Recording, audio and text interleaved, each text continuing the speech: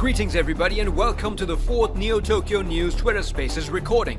In this recording we discuss building Web3 games with mass adoption with some of our guests who include Dr. JPEG, Hustlepedia, Radical Living, Heimdall and more.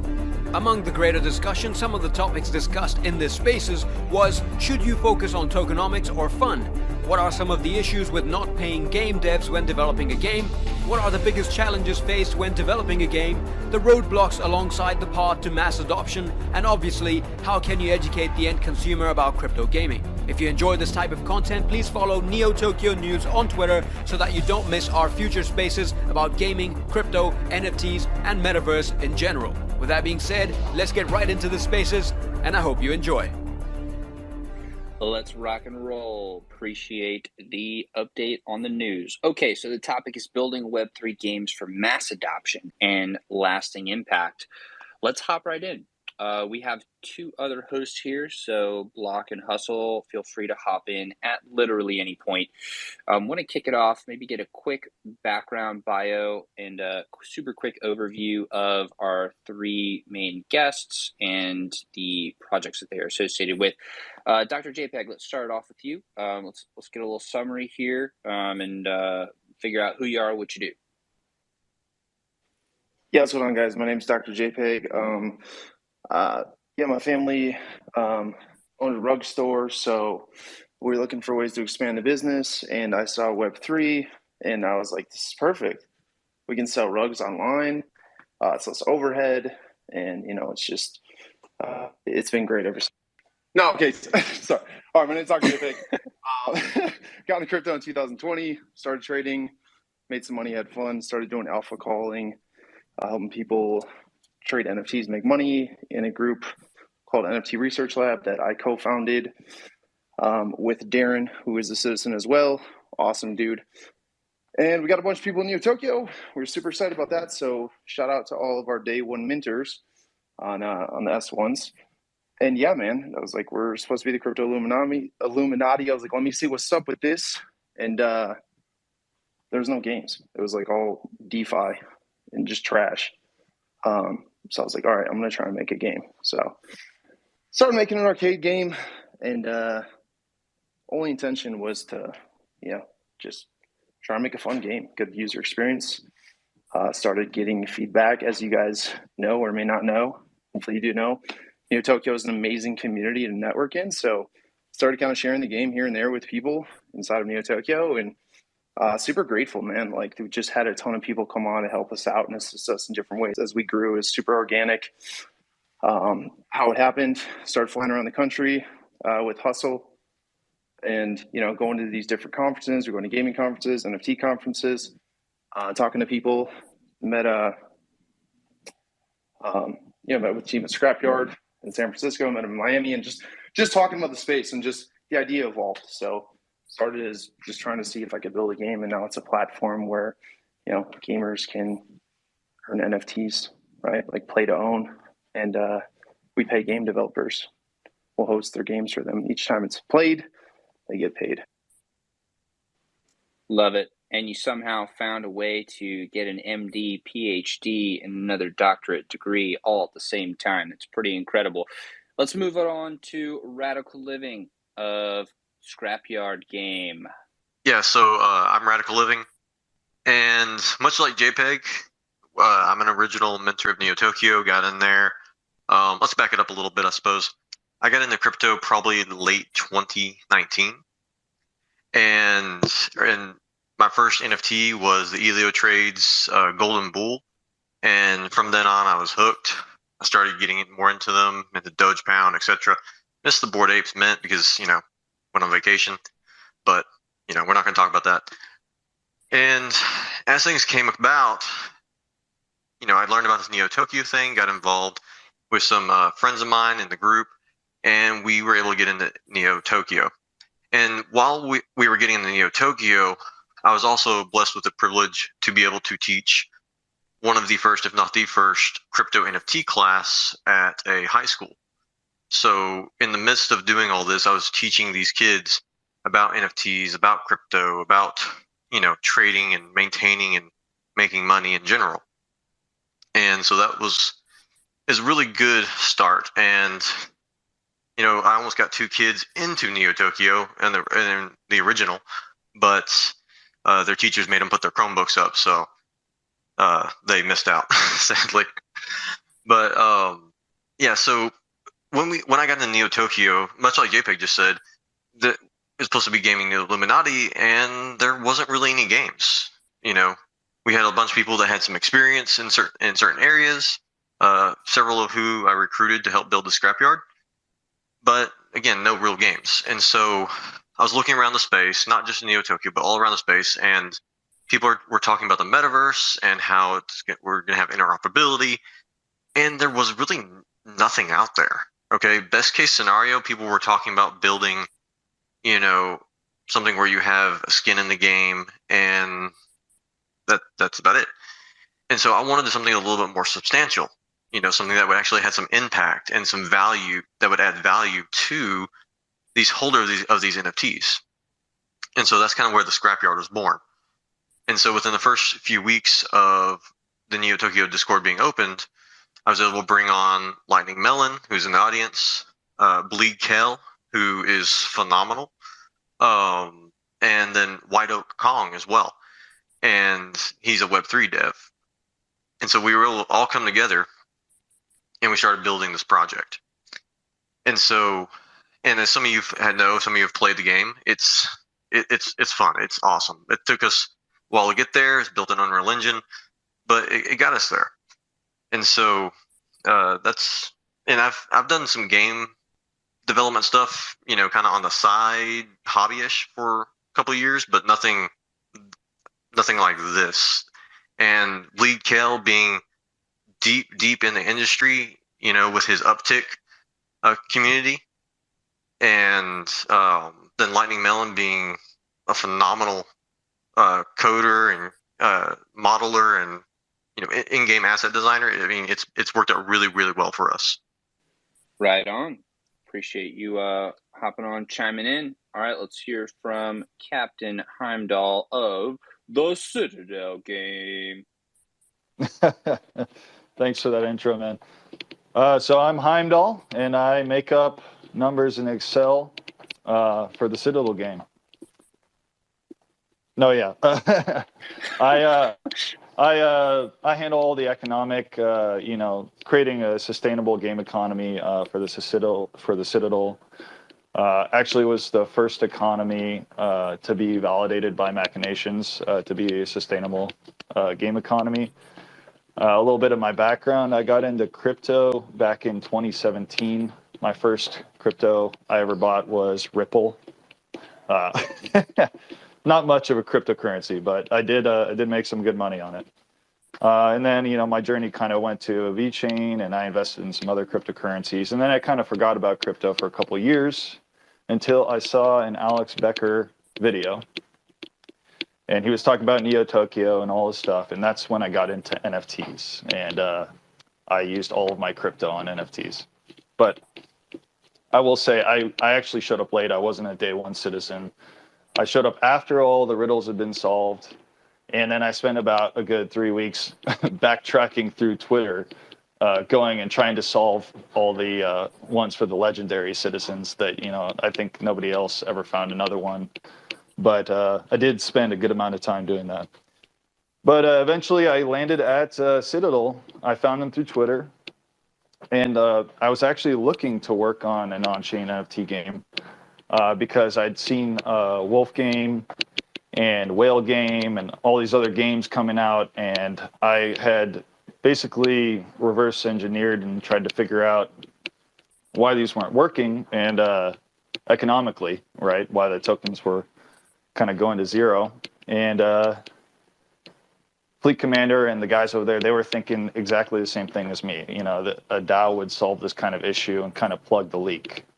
So I was very happy to come work on that project and to have people around me who believed in the same vision to create this DAO-based on-chain game that enabled the players to build on the game and create the future of the game, So, yeah, I'll leave it there. Right on.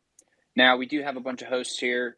We know what the overall topic is, so I'm going to hand it off to either Block Editor or Hustlepedia. Let's get some questions in from y'all. I want to hear from you guys a little bit. Sure. I'd love to start. I have a question. I'd like to start with Radical Living of Scrapyard. One of my teens and I, as you know, we recently tested Scrapyard. We had a really good time. Her only complaint was she wanted to be playing with her friends who were obviously not on there. So my question is, when a game is under development, there's often that discussion of how to attract Web2 gamers into the Web3 space. It seems like some of the most popular Web2 games are mostly played by teens on a regular basis. So Scrapyard certainly held some appeal for my own team. So what should Web3 games be doing, if anything, to attract and appeal to this market? All right, so teen gamers, they're a little fickle in some areas. I hate to say that, but I'm a high school teacher by trade for many years. They love what their friends love, okay, and they love to fit in. And so if their friends aren't playing a game, generally speaking, not as, this isn't a rule, a law per se, but this is a general synopsis, is that if their friends are not playing the game, they will not play the game. Even if it's fun. They would rather play a game that isn't as fun, but they can be with and socialize with their friends, than they would play a game that they can't, right?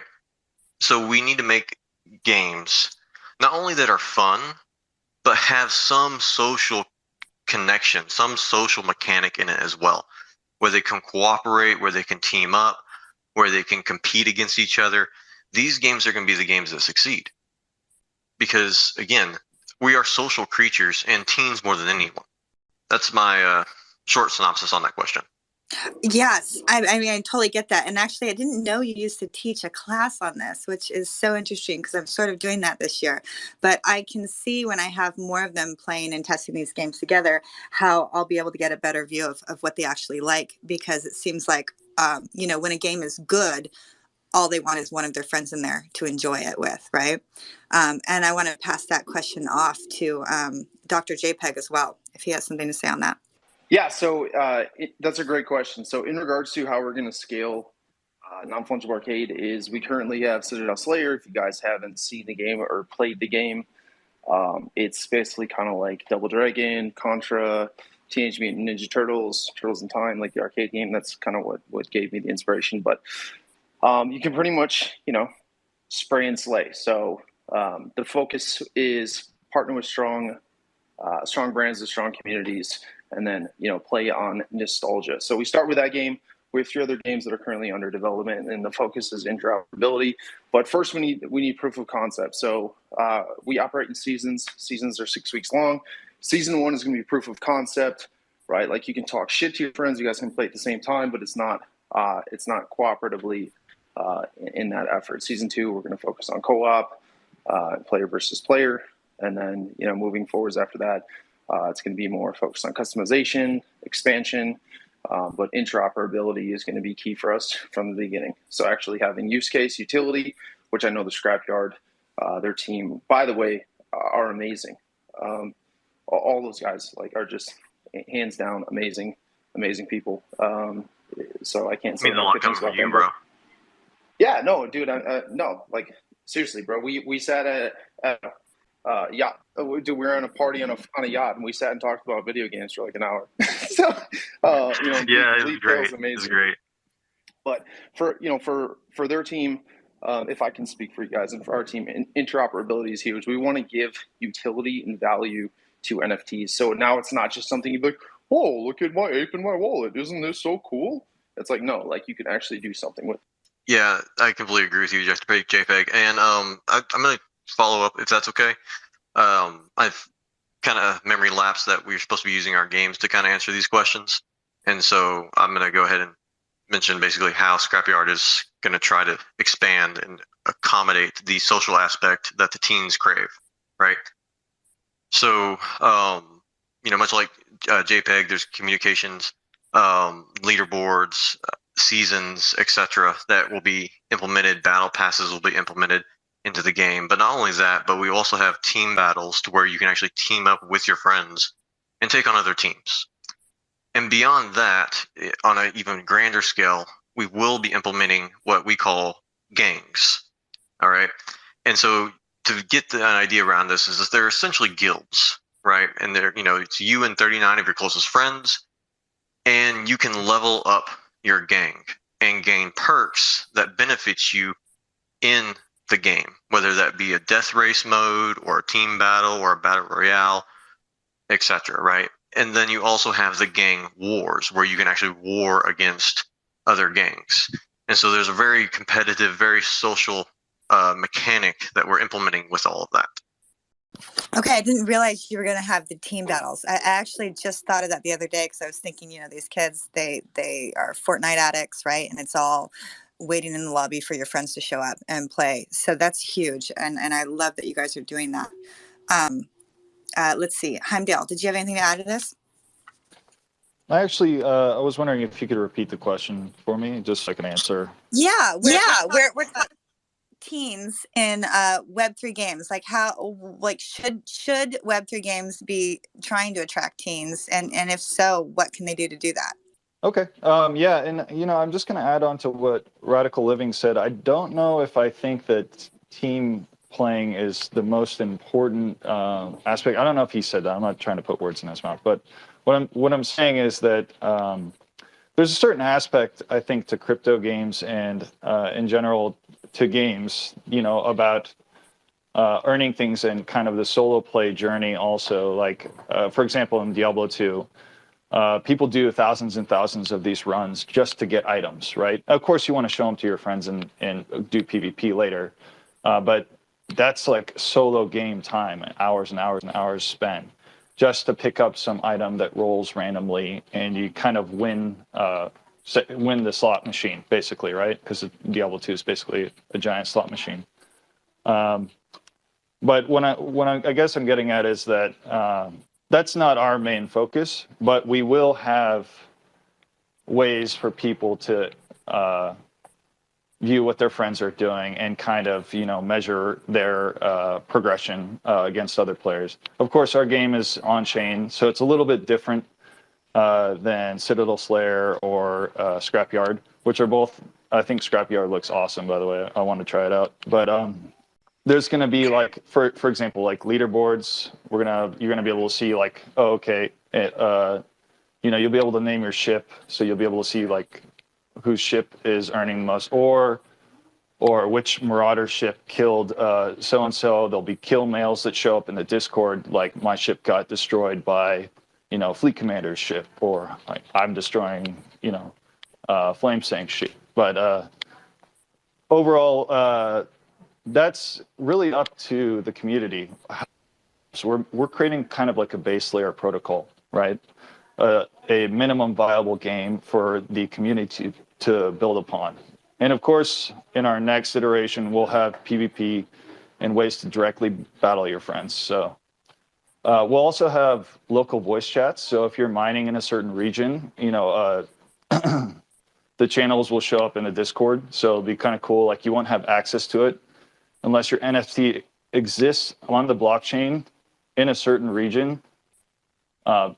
Then it'll read basically and give you access to the voice channels in the Discord to talk to other people in that region. So we're iterating, we're trying to figure out ways to integrate multiplayer game sense into on-chain games. Local voice chat sounds amazing, really fun. I'll pass it off to Johnny for the next question.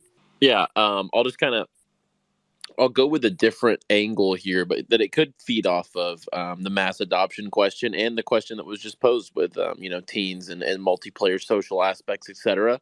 And my question would be, what are some of the challenges that you've come across? And this could be for any of the game devs here on stage, and we'll kind of go around the table. What are some of the challenges you guys have come across on your individual projects, or that you see as a potential speed bump in the future that you'll have to get over in the path for mass adoption, whether that is user interface, onboarding, economic backgrounds, how to integrate NFTs into the game seamlessly. What are some of the hurdles that you guys are seeing as game developers whenever you're having these conversations with other people in the industry? Because I'm sure that there's plenty of hurdles to be had when you're building a game in this particular industry when it's this early. So what are some of those key hurdles as a game dev that you're seeing on the path to that mass adoption? The biggest and most obvious one is education, right? Like, people need to understand that, Web3 gaming, GameFi, whatever you want to call it, that it's advantageous to gamers. It's advantageous to game developers. It's great for the ecosystem because,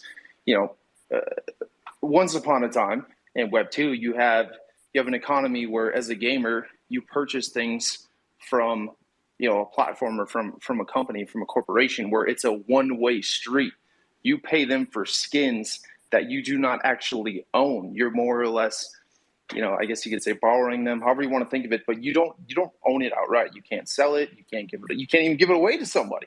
Like, you don't own it at all, right? So with, Web3 gaming, now you actually can give ownership to gamers. So just sit back and think, if you had a skin, you want to talk about interoperability, if you had a skin from like the first Call of Duty Zombies, and you're running around in the newest one, with that OG, like, quote unquote season 1 skin, like, that shows tenureship, like, that's going to be worth something. It's probably limited, right? So like, there's massive benefits for gamers, and the fact that they will own things the same way that we value, Pokemon cards, right? And things like that, when you're 8 years old, you had no idea that, fast forward 20 some odd years, could potentially be worth $300,000, et cetera. So I think that that's really important. You need to give ownership to gamers. You need to let them be a part of your economy, because the reality is they're creating your economy for you. And game developers as well, they need to be prioritized, because right now you're paying a game developer, let's say $80,000 salary to create a game that's going to make the company billions of dollars. That doesn't sit right with me. Yeah, I just want to jump in with a little bit of station keeping here. We got plenty of hosts here that are going to be asking questions, but we do want to have some point where we hear from the audience. So we'll have a point at the end where we'll invite a couple people up who have something to share or some question. In the meantime, you can reply to any of these tweets, Neo Tokyo News tweets, with any comments or questions, or if you're in the Citadel, you can jump into the news division and the news public channel. Also, it's appreciated if you retweet the pinned tweet here with the link. And we got our buddy Tipsy Host ready to do a little raffle for everybody who retweets it and he's ready to send along a bit of merch, one of our codes interlinked shirts to somebody who retweets it. So it's just my little station keeping. Let's continue on. And so, Johnny, the question was, what are some of the roadblocks, or what could be some of the roadblocks that game devs encounter at the mass adoption, right? Yeah, either roadblock, that you guys are hitting as a project, or that you're seeing, or that you foresee in the future to have to get across in the path to mass adoption, since that is the topic of the space. So what are those hurdles that you see in the future, or that you're already seeing as far as a project level, or if you haven't seen them yet, that you foresee in the future? I suppose some of the biggest ones that people have probably heard about already is, South Korea essentially banning, play to earn, play to own games, and, Steam coming out months ago, very much the same thing. I think those are probably going to be our biggest hurdles, is that these countries, or these, companies that are traditionally, like, hey, you build a game on our platform and we share it, like Steam, they're jumping the gun, and they have a mindset of like, oh, it's crypto, it's NFT games, therefore it's scammy. It's, people have to pay enormous amounts of money to play, and then they don't get anything, or they get rugged, etc. I think that's probably one of the bigger ones for sure, that everyone's going to have to face, us as a community, that we need to come together. As Dr. JPEG said, we have to educate. And, being an educator myself, it's something that I love doing, right? So I'm looking forward to that particular roadblock, particular challenge. We need to change people's mindsets. We need to educate them on, like, hey, there have been bad actors, but that's a different story, right? Also, I think something that needs to be addressed is, there's the perception of a really high bar of entry for most crypto games. I mean, even if you were to mint an NFT, right? So a lot of these times, these NFTs, they're minting for, let's say $100, $200, $300 or more sometimes, right? And yet, your average gamer, some of them like spend maybe that much or twice that much, I guess, depending on what system, for the system, right? Then $50 a game. And so to ask them to spend that much on one particular, JPEG, essentially is what they see it as, is a big ask. It's a big, big ask. And so that's one of the reasons why the scrapyard is going to be free to play, right? Now, there are benefits to owning our NFTs, obviously, and you can earn NFTs even as a free to play, right? You can earn NFTs through a battle pass if you want to purchase that. There are methods for all this to be, successful in the scrapyard, but I think the biggest one is that we need to identify and realize that the majority of gamers are free to play gamers. They're your mobile gamers, right? They're not your Xbox or PS gamers. Those aren't the majority of your gamers. Like PC has a huge market, but mobile's even bigger. So I think that's one of the big hurdles, is that a lot of Web3 gamers really, or Web3 game developers aren't really looking at the mobile side of things or thinking of a free to play model of sorts. I think that's something that we need to ourselves need to look internally and have a big, sit down and come to Jesus moment about. Yeah, I'll hop on there and say, I mean, that is probably the best way, I think, to utilize, outside of what we're kind of doing, which is completely different, but in order to get mass adoption and to have an economy that's not dependent on the value, like to do the free to play model like that with a game loop that obviously is probably going to be pretty addictive and fun. That's probably the best way to do it outside of, kind of something like what we're doing. I think that earning NFTs for free and earning tokens for free and then using them in the game, that'll help separate people's, I think, mentality from like, I need to cash this out, right? But I will say, I think that a lot of big projects are focusing on like, how can I get mass adoption? How can I be the crypto MMO? And I don't think we're there yet. I think that is going to be kind of a monumental task to undertake at this point in our kind of nascent space, trying to be the big Ready Player One game right now. I mean, you're just asking, to, I guess, just, fizzle out. Sure, somebody could do it and kind of hit a home run, but I feel like it's a tall task, tall order. Our kind of opinion on it is that we take this kind of simple to complex approach. We start off very simple, we have a core community who comes together, who's, very tight-knit, knows the game, loves the game, wants to create new ideas for the game or mods for the game, and it grows from there. And we create together a future that could be an MMO, 5-10 years down the line, right? And we'll accrue the value to the DAO that's on chain, that's fully owned by the people who own the NFTs. Now, it can make entry into the game cost prohibitive because if the treasury accrues too much value, then NFTs are going to be worth a lot of money, and it'll kind of be hard to join the DAO. But then we can come out with new DLC kind of content, in quotations, that's cheaper, more entry level. We can create new game loops, right? Like say an item-based game loop where we have ships that can equip items and, go around and do quests and stuff like that. And you could charge, like an LP token or something for it, right? And they don't earn ore tokens, but they earn items. And that creates a completely different economy that can be crossed in between the two. You can build a bridge, right?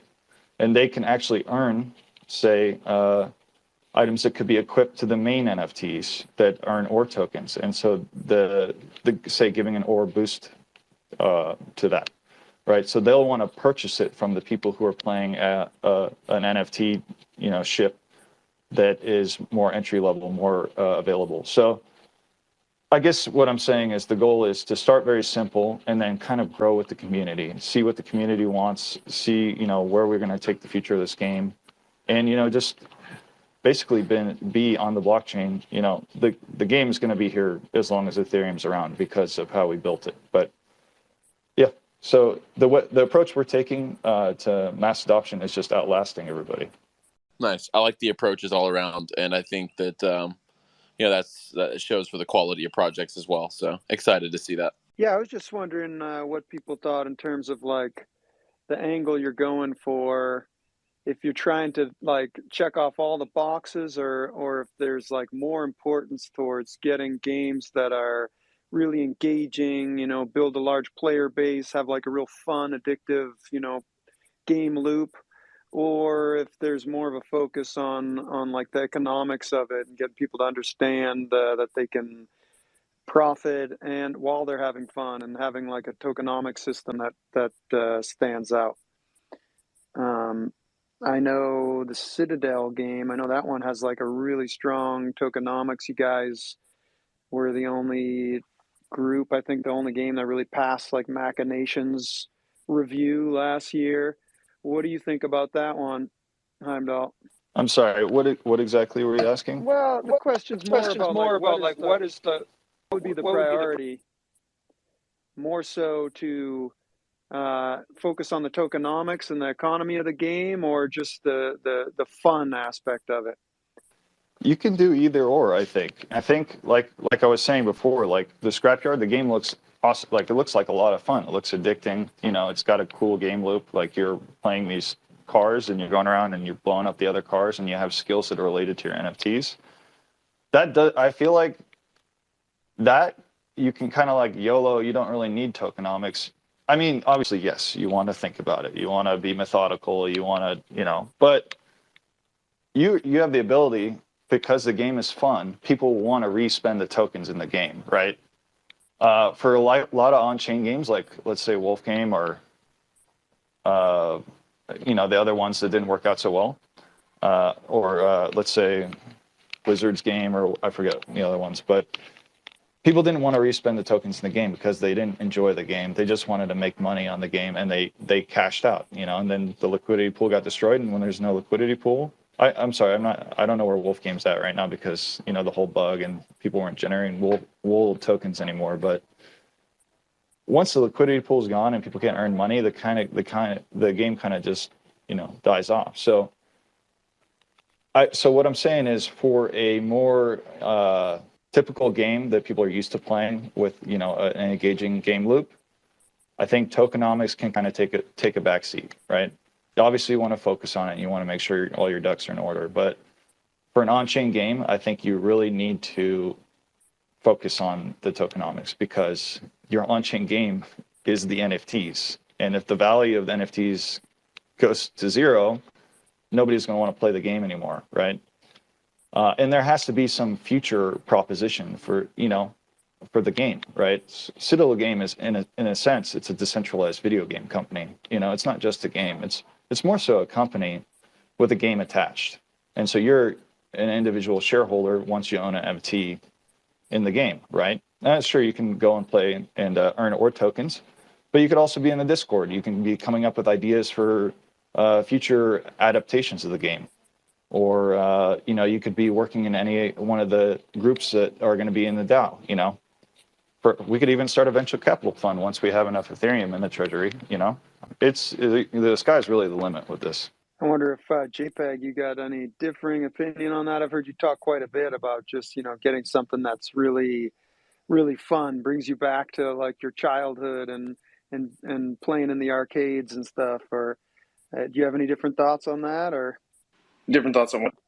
on the fun versus tokenomics as priority?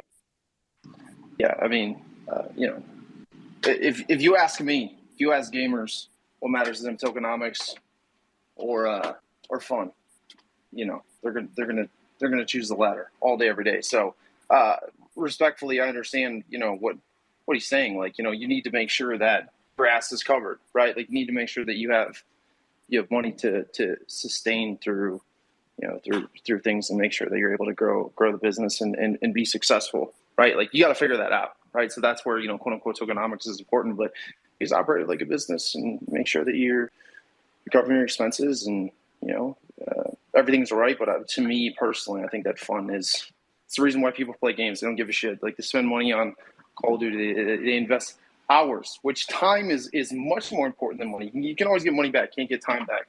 And think about the thousands of hours that people put into World of Warcraft. Dude, you name it. League of Legends, Call of Duty, all of these. They don't do it for money. They're not doing it for financial gain. They're doing it because they actually enjoy it. So that's my thought. I will say, I think it depends on what kind of gamer you are. I think that some games are more akin to gambling than they are games, right? So sure, they have like a skin. They're very fun. Like, even World of Warcraft, you could say. Like, World of Warcraft, you get your gear, and like, maybe not so much World of Warcraft. I really like this Diablo 2 example, because that was one of my favorite games growing up. Diablo 2, in a sense, there's no end game, right? You get to the end of the game, you get all your items, and then there's nothing to do. But people still play thousands and thousands of hours in this game. Why? Because every time you kill something, it drops an item, right? And you're playing to get that item. So in a sense, that's the very minimum viable game of that, right? Is that you destroy something, or you do a quest and it drops an item, and you could get a normal item, which sucks, or you could get a unique item, and it could be any kind of unique item, right? So you could strip that, put it into an on-chain game. You do a mission, you destroy an enemy, it drops you an item, and it could be a normal item, right? Or it could be a unique item, and you could sell that item for cryptocurrency tokens, right? So I feel like, in a sense, people play games sometimes for the gambling aspect of it, and I think crypto games are very suited for that kind of game. So I want to pose to the community really quickly, unless any of the speakers had anything else they wanted to add on that topic. Wanted to see if we did have any. Yeah. Real quick, no, I just want to tell you, I completely agree with you, bro. Like, I think that this is an environment that really will play into that. And I mean, just you explaining it. So, I mean, dude, just imagine. It sounds like a ton of fun if you find items that you're like, shit, like, this could be the one. It could be, the jackpot, right? And then you just keep going, and then the sun's rising. So totally makes sense. I agree. Right on. Okay, so let's go to let's move on a little bit. I want to feature some citizen questions here. As we know, Neotokyo is the absolute best. This is the Neotokyo News. Let's show some love to our fellow citizens. Z, do you have any questions loaded up for us, or any particular citizens you want to call up here to ask? We got one citizen or listener who is requesting to speak. I can bring them up. Yep, and let's do this as you're bringing that speaker up. A lot of people feel like when they get the mic that they want to bloviate, so let's keep the questions short, sweet, and to the point, please. All right, Oxcom is up there. Hey, how's it going, guys?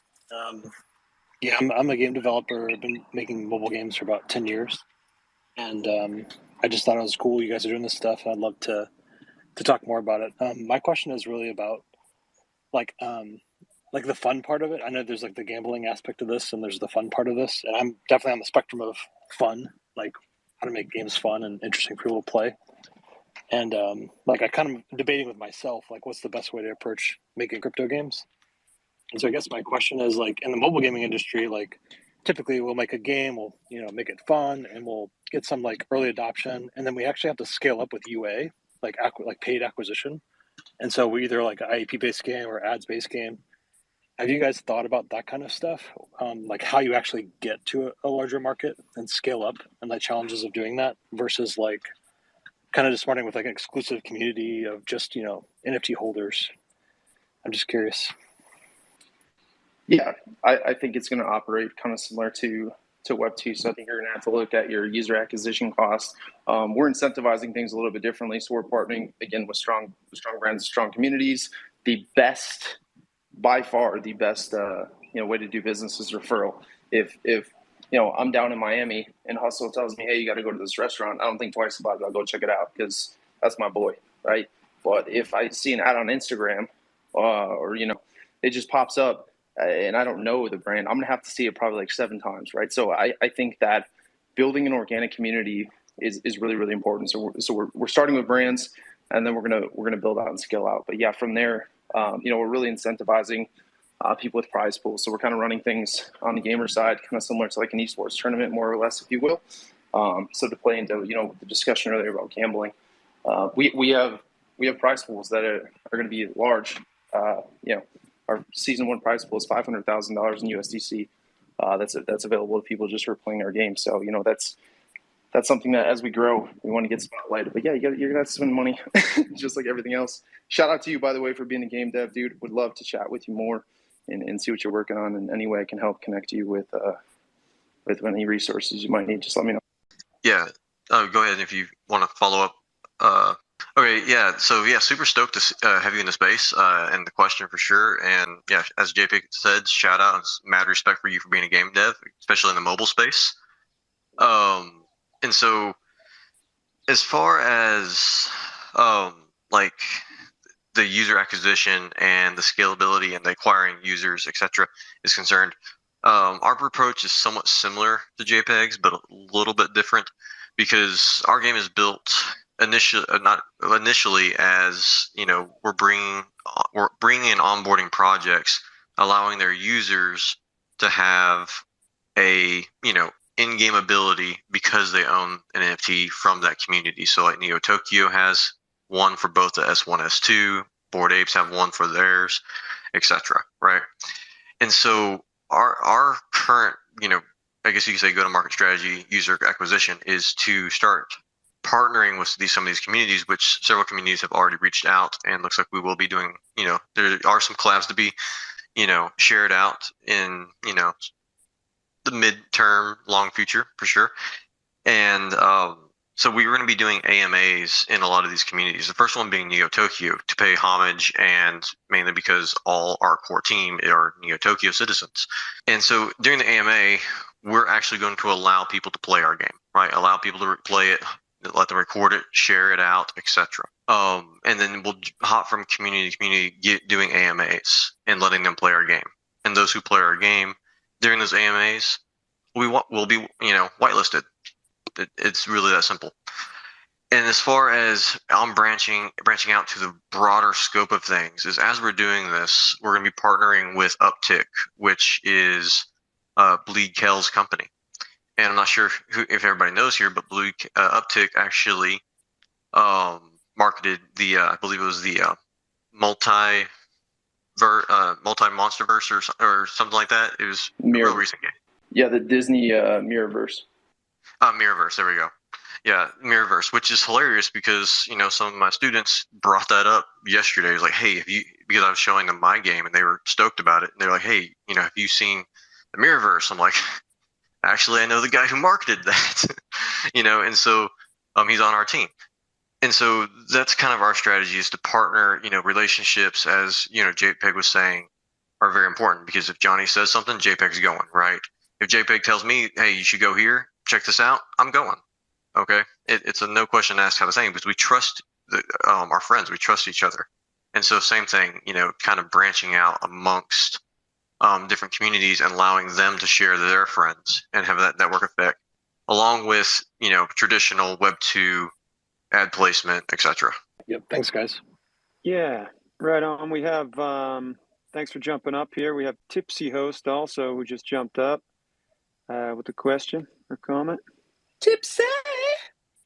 What is up? What's up, friends? So yeah, I actually have 3 questions, but I don't want to take too much time. So I'll start with the first one, and then we can let someone else go. But just want to get like popular opinion. What do you guys think? What method, or mobile, console, PC, what's going to onboard the masses? Like, what's going to get our normie friends into crypto gaming without knowing that they're actually playing a crypto game. Yeah, I mean, you got EV.I right now. They're crushing it. Shout out to them. Their team's amazing. They've been in this industry, the gaming industry, for over 20 years. They're super talented, super humble, super powerful builders. You go to EV.io right now. Tell your friends, just for fun, text your friends right now. Say, yo, this is a dope game. Reminds me of Halo. It's called EV.io. Go check it out. They'll go to the website. They'll have no idea that they're playing a Web3 game. So they're already doing it, right? But it's just what is it going to be that's going to be like the wildfire? Like who would have thunk that apes, bored apes at that was the NFT collection that was like, gonna send everything flying. But hey, man, that's the way the world works. So it's hard to say which platform. Mobile is the most accessible, I think, in my opinion. But again, EV.io, they have it where you don't have to have a supreme graphics card to play the game and enjoy it. So it'll be interesting. Yeah, so I'm going to agree with JPEG there. Mobile is going to be what brings the masses to crypto gaming. I mean, everybody's mother and grandmother plays Candy Crush or, has played, Farmerville or whatever, right? I mean, that's not only going to get your teenagers, that's going to get your, guys like us. It's going to get your grandmothers. The mobile's where it's at because everyone has a phone. Not everybody has, as JPEG said, a computer with a massive, awesome graphics card, right? Or anything like that. And console, just say that, I personally think console's mostly out of the question at the near term because those are heavily controlled by those companies, right? And so you're going to have to tweak your game in order to fit their standards if they even decide to allow crypto at all. I will say, sorry, did you want to say something, JPEG? Well, I was going to say, Microsoft actually has a head of blockchain. So I'd be curious to see if they integrated anything in regards to blockchain tech into the Xbox. I don't know if that's their plan, but it would be cool. I would say probably mobile. I mean, what are we talking about for mass adoption? Like hundreds of millions of people? Probably mobile, but I think obviously it won't be possible without a crypto gaming revolution in PC, applications first. Obviously we're all building on PC right now, but yeah, that's all I'm going to say about it. I love the Candy Crush analogy because I think when we know crypto gaming's made it is when we have like our grandma saying, "Hey, I'm playing this new game," and little does she know it's actually a crypto game. So that'd be pretty cool. And one last question, if that's cool. What current Web2 game do you guys see that has the structure to go like crypto right away, to sustain crypto? I would say Diablo 2 Resurrected. But that's just me. I'm kind of biased about it. They actually have a sustainable economy, kind of. It's because of the seasons, actually. Basically, Diablo 2, if you're not familiar, they have ladder season, which gets all the new updates, and then they have non-ladder, where all the characters go to die, basically. And then so every few months, they have a new ladder season. Everybody starts from zero, has no items, has to get all the items again.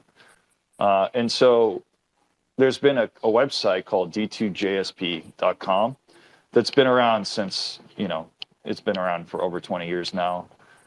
You can go, it's a basic forum. You can trade items on the forum, and you can trade in the medium called Forum Gold, which is essentially a crypto, but it's not on a blockchain, obviously. It's just a centralized ledger. Everybody, you have this much, you can trade it for whatever. But anyways, the economy is pretty stable, and the meta kind of shifts, from early to late in the season. Early on, a lot of magic find items are good because they help you get better items and such. But I think what I'm saying is Blizzard could scale that easily. They could be like, oh, you don't have to go to the forum anymore. They could pull out, they could say, oh, here's Blizzard coin. You can trade on our marketplace. Here, trade your items, blah, blah, blah. I think they tried it with Diablo 3, but it was a little too cash grabby. People didn't like it. But I think people are more amenable to it now, and maybe they could do it for Diablo 4.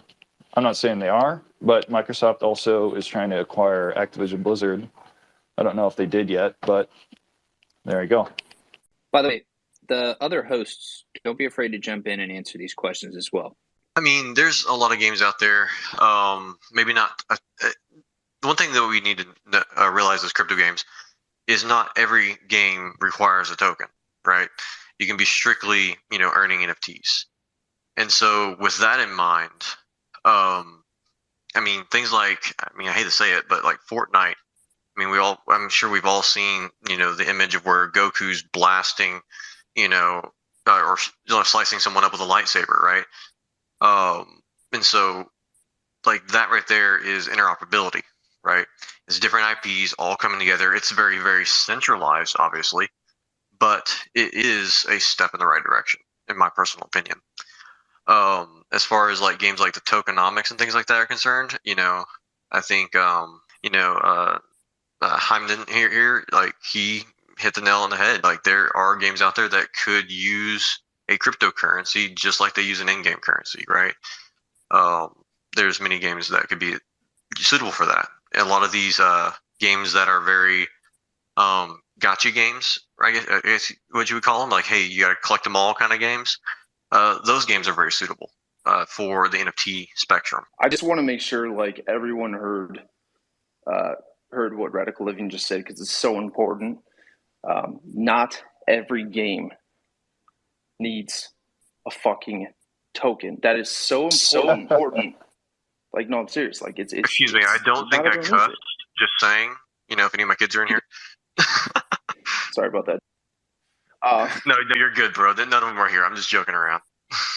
No, like not every game needs a token. There's other ways to exchange value, right? For us, play to own is through playing the game. You unlock digital assets that you own. They sit off chain until you want to minimum on chain. You want to minimum on chain, they're limited edition, they're seasonal. You can sell them off. You can give them away if you're a streamer like Johnny. You got 500,000 people following your daily show. He wants to stream a game and give something away. He surely can, or rightfully can. Like that's the way it should be, right? There isn't just value in tokens and number go up. There's value in limited edition items, and there's plenty of other ways. There's a plethora of ways that you can do add-ons, you can do upgrades. We're just talking with the WagMe Games guys today about doing like fusing. There's tons of stuff that you can do. I want to say 100% agree with that. I think the NFTs integration is going to be much easier to do than having to figure out a whole crypto economy and make sure it doesn't like spiral to zero, right? Like just look at League of Legends. If I could buy and sell skins that I own, that would be great, right? I would love to get Grey Warwick. Can't fucking get that thing for the life of me. I play only Warwick and I want to have all the skins and I can't get it. But if there was NFT skins and a marketplace that we could trade on, I would surely buy it off somebody probably for $100 or whatever. Yeah, in response to that question too, we see a comment from Compo who's just up here. He said casino games on mobile would probably be the easiest Web2 games to convert at this point. Not that he's a fan, he says. Yeah, I hear a lot of mentioning of like possible gambling or casino games and things like that. I think that's entirely possible and a very real possibility. And which is why, like us as a scrapyard, we have actually implemented a portion of that, so to speak, because you can do the free-to-play model and do those, or you can enter what we call scrap battles and actually fight for tokens, right? And so you enter the match with 10 tokens. Me, JPEG, Johnny, and Tipsy all enter, and we're blowing each other up. As we take damage, tokens are falling off. And it's just not our token.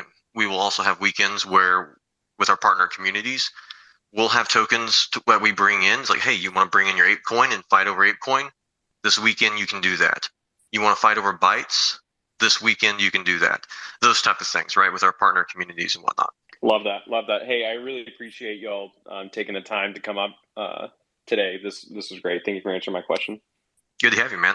So I want to open it up real quick and see if any of the guests have any questions for either any of the other guests or Johnny or Block Editor or any of the hosts. Let's get a quick round of that. If y'all have anything, no pressure if you don't, but just want to open that up and see if y'all do.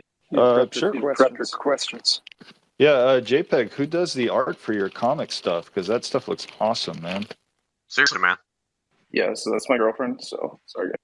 Just kidding. No, it's one of my friends. His name's Juan. He's a badass. He's super talented, and yeah, super grateful for him. Like I said, it's been really interesting how our team has come together. There's one time that I was trying like to push to find people and do all this stuff, and it didn't go well, and I just kind of just I don't know, man. I don't know how to describe it. It's awesome though. He's a fucking beast. You're gonna make Johnny jealous over here with saying that you have a girlfriend. Me? Johnny actually, first time him and I met in Miami. Yeah, you met my girlfriend. He knows it. They're homies. Yeah, we all got drinks and like went out, and it was fucking dope. It was a super good time. He wrote, what was your buddy from Crypto Banter? This guy rolls up in it's like $500,000 Rolls Royce, and I was making fun of the wheels. They're super obnoxious. That was the first time I met John. Good times. Times fly too. Time flies too. It's crazy. What about you, Johnny? What are you looking for, like in these gaming projects? I know you got a NFT project that's just about to launch there. That thing of ours, or this thing of ours. And just wondering, because I know you guys are going to be like looking at gaming projects and trying to make partnerships and find ones to invest in. And what do you look for principally to see a gaming project that you think is going to succeed? Yeah, definitely. And, I think that there's a good, healthy mix of both tokenomics and gameplay. I think afoot in this industry, I think a lot of the people currently here today are here because of the crypto side. And the gaming has brought them here from their gaming history. Everyone has played games. Everyone's had some sort of experience in the gaming industry, etc. I do think that the experience will eventually be the thing that matters the most in all of these games. But, short to midterm, I do think that tokenomics will be very impactful and sustainability in the space. A lot of these games, no matter how the model was, the second that those prices go down, the sentiment does too. And then it's not a game. It's actually like, it's an investment. People are stressing about their money at that point. So I think if we can get around the models of good tokenomics, I think someone said it earlier, NFTs is the earnings, not a token. Look at all these models with battle pass assets, skins, camos, weapon attachments, etc. They sell these. And then if let's just say Call of Duty sells a skin for 1 month. After 1 month, you can't get that skin anymore unless you can resell it on an open marketplace where people can have it openly trading, reselling, and the project, Call of Duty, Activision just makes money off the resell off this. So, I think that, finding out the healthy integrations, projects that are doing it right, if they're utilizing a token, is it going to be able to be put back into the economy enough to be able to sustain itself? Is there going to be too much sell pressure? Yeah, there's a lot you can look at, but I think that short to midterm, I think tokenomics are going to weigh heavy in the space. And then I think long-term quality games and products will prevail as far as gameplay loops go. Right on. We got one more guest from the audience wanting to come up and ask something. I think we got time for that. So I'm going to bring up Hero Trainer. What's up, Dave? You got a question or something to share? Hey, it's for me, or I don't know if you guys are talking to me or Y'all did. We're salting you, bro. Ask your question. Yeah, bro. I did. I appreciate it. So question I had, sorry if I'm late, but want to make sure I get this across. But so we are a Web 2 company that's shifting over into the Web 3 space. Part of the challenge that we've had is kind of balancing our messaging on our website. And just for marketing purposes, because, we want to kind of inform people who are very familiar with Web3 space about what we're doing, but, we don't also want to disenfranchise the community that we've already made. So would you say like for marketing purposes that we kind of don't even really bring up the Web3 side and kind of let it lie below the surface, kind of like games like Ember Sword does, or like how would you best navigate that? I'm going to jump on this one. The way I would best navigate it, and the way the Scrapyard is navigating that, is once we actually start reaching out to the vast majority of people, we'll be advertising the gameplay more than anything else. And instead of saying NFTs and crypto, we're going to be leaning more heavily on the term digital assets, because there is a negative connotation to a lot of gamers via either gaming articles they've read that were put out by who knows what, that have kind of, put a bad taste in their mouth before they even tried it, right? And so, as we've said, they can get into these games and start earning these assets, and they won't even know they're NFTs or crypto until someone shows them, like, hey, that sword you have, yeah, that one, you can sell it for $1,500, or something along those lines. And then it's going to have that epiphany moment is what we're really looking for. So, like with the scrapyard, we have a gang guild system that we've set up that is going to help the players mingle between each other. And as an educator for 10 years or so, the best way for students to learn is from each other. Much like for gamers too, the best way for gamers to learn is from each other. And so if you can intermingle your Web3 and your Web2 gamers together, they'll teach each other, and they'll fight the battle for you. Got it. No, I appreciate that. And so if I understood correctly, so I should basically rename things that are related on, say, on my website to like things, for example, as digital assets. And, when I market to my Web2 users, not even bring up any crypto terms. And, what's the purpose of the blockchain in your game? It's just another way. It's exactly like what, you guys were talking about, but like the value add of, being able to create, like, sell your NFTs for value. So like our game is, we're a thrive and earn game. So it's physical, mental, and emotional health. You have a character, you go to a dungeon, and then you collect items that are NFTs that could be sold on the secondary marketplace. So we just, our focus is more on the health and the fun side, but we also wanted to add the ability for people to actually, collect or, other ways to generate revenue. Because before this point, we were, a step tracking app where you would be able to earn gift cards for your favorite game. So people still kind of have that vision of doing something similar, but we're kind of building a game on top of it now, and using Web3 to offer a new way for people to generate value from doing stuff that they already like to do. Yeah, so I would just focus on selling that, right? Like drive that point home that's where the inherent value is, right? And then it's the same way that you would describe, like, the whatever system, like whatever medium that you're using to gift those gift cards, right? Like maybe they have to download an app or go to some website to claim it and put their email in. I would kind of, since you already have a model that was successful with that, I would model that, but just explain, in layman's terms that the medium is technology, it's blockchain, and the benefit there is, you're able to reap rewards and, X, Y, Z. Got it. Well, thank you for that, and I appreciate it. So, wait, hold on. I actually want to chime in on this one. I've spent a lot of time in the digital marketing space and building funnels and all this stuff. Your superpower right now is going to be collecting feedback from existing users. And if you don't have users, you're going to have to do some unscalable stuff and like sell the shit out of it and just get some people who get it and sit there and explain it until they get it. And then listen to their reasons and ask them a lot. Listen to their reasons for why they actually decided to get it and play it and use it. And then literally take that and copy exactly what they said word for word and use that in your copy and use that to deliver the pitch to the next group of customers, and then just rinse and repeat and refine that over time. That's fantastic advice. I really appreciate that. Yeah, that makes a lot of sense. Yeah, I'll do that.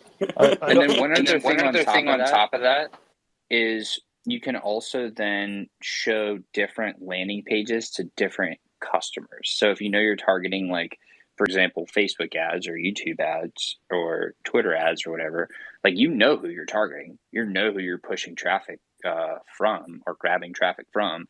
So just build a landing page that will best suit that type of audience. Like, you should be segmenting, you should understand who is your ideal customer, Like, what do they like to do? Where do they live? What do they think about? What do they eat? What do they, all those different things. So you should be able to chart out with relative certainty after doing your homework, all that kind of stuff. And so you can like customize it based on where they're coming from, but then also even more so than that, definitely just listen to your customer. Absolutely. Thank you. Yeah, sorry, I don't want to give you an advice because we're marketing to more like hardcore, blockchain users. But I just read your Medium post, and I think your idea is really cool. I like this idea that the character grows as you grow. So, anyways, kudos to you, brother. Oh, thank you for doing that. I appreciate that. Right on. I'm going to bring up Supernova 69 here. Nova, if you got a question to share. Hi, my name is Brandy. Hey, Brandy. What up, Brandy? Hey, Hi, Brian. let's go, boys. For the beginning part of building Web3 games for like mass adoption and lasting impact, actually the whole sentence, do you think Flash games could come back? Like, could that be like something that people would be interested in for a lasting impact, would you say? Do you just mean the genre? Yeah, the genre, like just the genre of Flash games. Like if like someone were to build like a new like website for say an old great website that I used to play on called Ancon, if like a new Ancon were to come back, if people would like be interested in that, and like if they're like building Web3 games, like if it like it would obviously support it, but mainly do you think people would be interested in Flash games is my question. The only quote unquote advice I can give you is to just tell you that if you want to do it, you should just do it, and don't do it with the only, if you think it's going to be successful. Like when I decided I was going to build an arcade game, everyone was talking about first-person shooters and AAA games in Web3, but I didn't give a shit. I just want to make an arcade game. So if it's something you actually want to do, just do it. Who cares? Like, try it. Sweet, thank you. Thank you. I appreciate it. Thanks for letting me speak, by the way. Cool space. Yeah, I'm just going to jump in with JPEG there is say, absolutely, if you have a passion on something, jump on it, okay? Because I guarantee you're not the only person in the room, or especially the world, who would love to see, say, Flash games come back, or whatever come back, right? If you desire something, I can guarantee you there's somebody else out there that also desires it. They just might not have the drive that you do to actually see it happen. So it's up to you to see that happen. All right. Well, thank you, boys. I'm just going to say for the group chat, this is the group chat. Let's go, boys. Yo, let's get that question out. Oh, hey, thanks for bringing me up. I'm curious to hear more about the areas each of the guests and their products are looking to innovate on that utilize, unique properties available thanks to the blockchain that's been more than just, speculation packaged a little differently. A lot of what's been said when talking about like the long-term vision of the products between all of our guests here has kind of been like surface level scope repertoire, such as like we can sell skins or items for value, we can have ownership, mass adoption, and I would just like to learn more about what are we doing here? What is the real innovation that's being that's happening on a game design level, on the game itself, that's beyond just propagating value as a new thing that has been just par for the course for everything. Like, what are we doing? Yeah, so if you spend money in a game, right, to purchase something, do you think you should own it? Yes. I mean, sure, but I'm trying to reach beyond that. This is the surface level where we begin at blockchain. I was just asking. Yes, if you buy something, it could be a cool property if you own it. But what else are we doing besides ownership? I'd like to learn more besides just ownership. Maybe Heimdall, you got any thoughts on that one? Well, I will say I was looking at JPEG's website, and I think it's cool. It's going to be kind of like a hosting platform for all sorts of indie games, and then the creators can get paid in the ticket token, I think. So I thought that was pretty cool, maybe like a little kind of like a Steam type platform or something like that. As far as Citadel goes, I mean, I think we're trying to establish something completely new.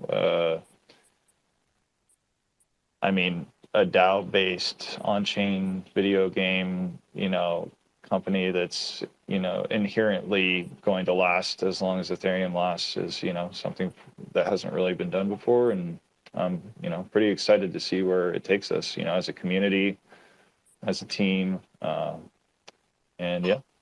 And I mean, the level that creates more touch points for the gaming studios, obviously the ownership aspect for the players. It just gives them the ability. You have to think 0.1% of players in any given game are able to monetize the experience. And what do I mean by that? I mean, esports players or streamers. All the kids growing up these days, they want to be Nick Merckx, they want to be Ninja, but that's just really.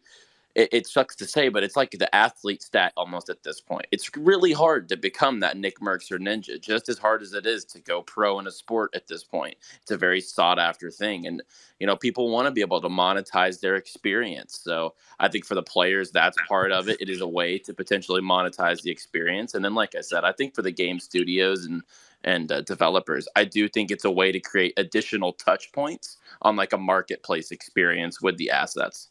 So, I think you were talking very much like what other innovation besides just ownership that we might be doing. One of the things that us as a scrapyard are doing is that we really are focusing on interoperability. And I know JPEG with the Citadel is absolutely focusing on it as well. I believe he just announced that Kaiju Kings are coming in with a skin or something like that. Is that correct, JPEG? Yes, sir. That's freaking phenomenal, right? And so we at Scrapyard are also doing very similar things as well with interoperability. And we're not just stopping at Ethereum, okay? We're not just stopping at Polygon or any other, Ethereum compatible chains. We're looking at, Cardano chains, Solana, bringing all of them into a single game, right? And doing it fairly seamlessly, right? And that's really what we're trying to do is not only have and have bridges from chain to chain, but have a game that kind of does all of that at once as well, where you can have multiple chains, multiple communities, all coming in the same place. We're also looking at ways where we can actually onboard traditional Web 2 games as well, such as, let's say that you earned a skin in Fortnite or whatever. Well, you can bring that into the scrapyard. Now, granted, scrapyard's cars, but Fortnite's, not cars. But we have drivers and passengers that have abilities, etc. So we're looking at ways that we can reward other players from different games as well that can come into our game. Does that make sense? What you building? I'm sorry, what? I was asking JPEG Soups was what asking, he's building. Yeah, asking him what he's building. Oh, me? Yep. Oh, it's just a private personal project. I like to mess around with smart contracts, on-chain security, exploits, and things like that. So it's mostly security. But this is kind of what I was talking about earlier. It's a lot of the answers were monetization and earning, and kind of somehow circled back again to the same repertoire of ownership.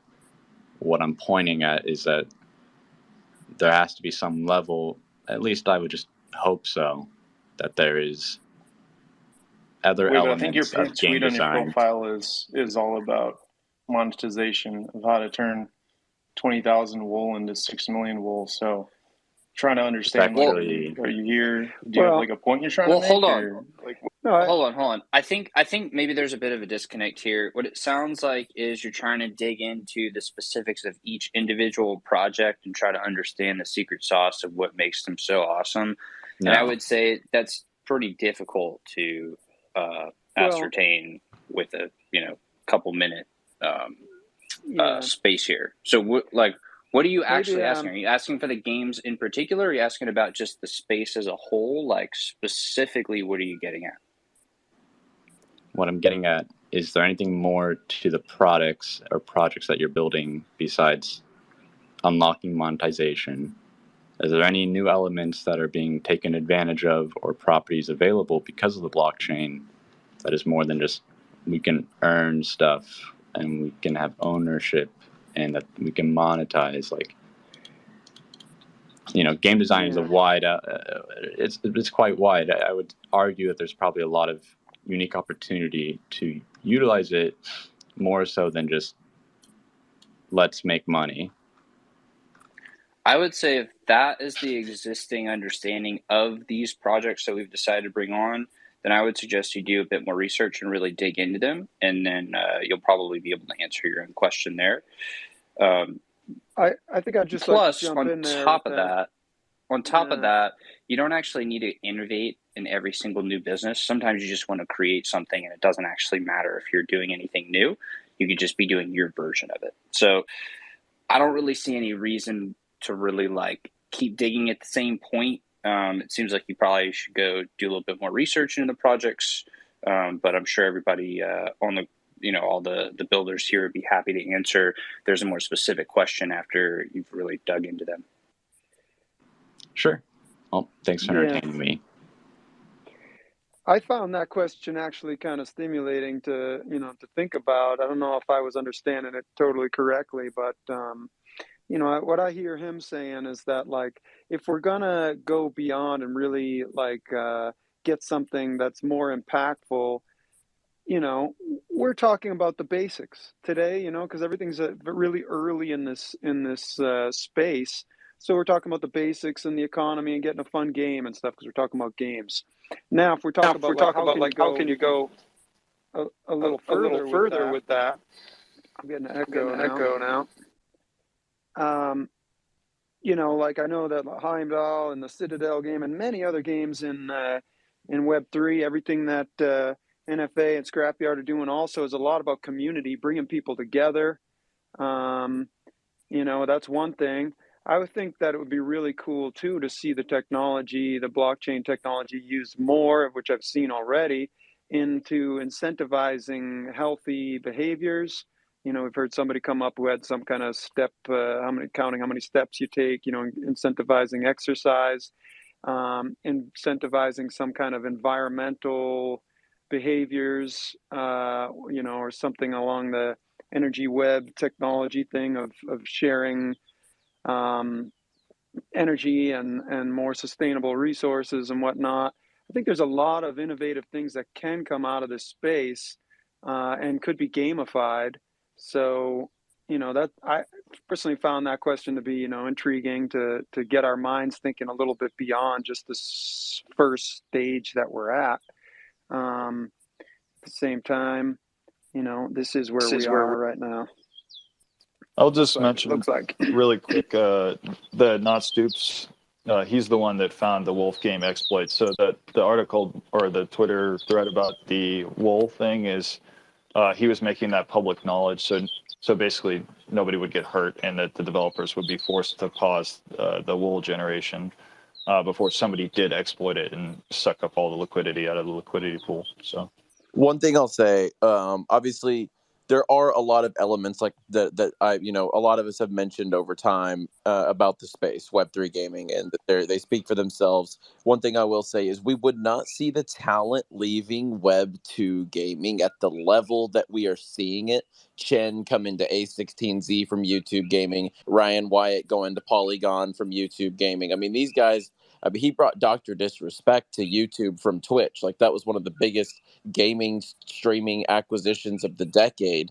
And this man leaves YouTube gaming, a surefire platform that has no way. I mean, they're not falling off anytime soon for a completely speculative industry.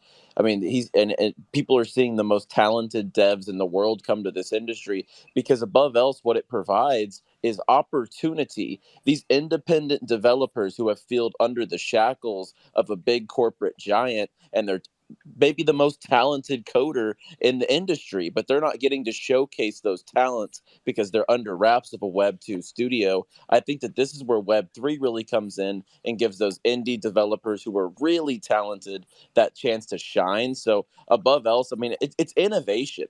Whether it's gameplay, whether it's tokenomics, it's all about innovation, getting people excited about a brand new experience or a nostalgic experience that just takes you into something that, is different than those other whatever it is you're trying to escape, whether you're trying to get a escape from your life, whether you're trying to find a different gaming experience that stimulates something that you haven't felt in a long time, or whether you're just trying to find that next great Web3 game. I think there's something in this space for everybody, and it's early enough that we all sound crazy. Like I'm sure there's people who listen to this stuff. They're like, "What the heck is this guy talking about?"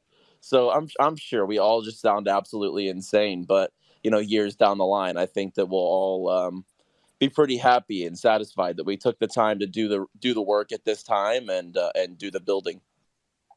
I agree with you, bro. I think there needs to be baby steps, right? Like education is a huge barrier already. When we're simply, as Ian put it, from Wagme Gaming, like it's like 2.5, right? Like web 2.5. Like you want to start moving the needle towards showing the benefits of implementing blockchain technology into the gaming industry. And obviously, like you just mentioned, there's tons of very high level talented people that see the big picture, and I'm excited to move into that. But there has to be baby steps. We have to educate people on why they're doing it, how they're doing it, and money is a huge incentive.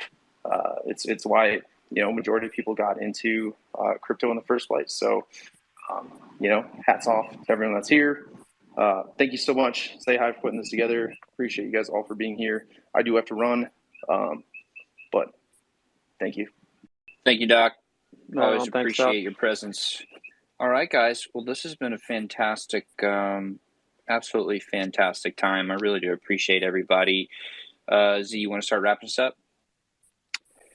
Yeah, I think we're good here today. I don't know. My only thoughts on this whole thing here is just one little maybe more question anybody had any comment for.